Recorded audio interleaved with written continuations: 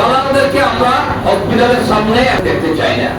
এই হসপিটালে মানুষ আসে এবং এই মধ্যস্থ রোগীদের দৌড়তে, এদেরকে আমরা ছোট ভাষায় যেটা বলি দালাল।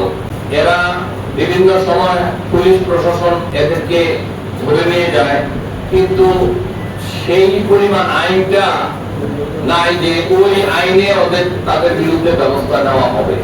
বিভিন্ন আইন আছে, কিন্তু এই মধ্যস্থ রোগীদের জন্য কোন হসপিটালের সামনে রোগীদেরকে বিভিন্ন ভাবে বিরক্ত করা এই আইনটা নাই।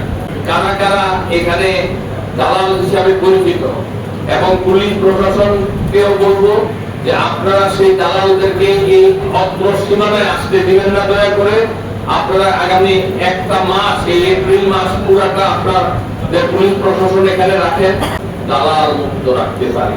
হসপিটালের শৃঙ্খলা এবং সুনাম বৃদ্ধির জন্য যা যা প্রয়োজন সবাই মিলে আমরা করব।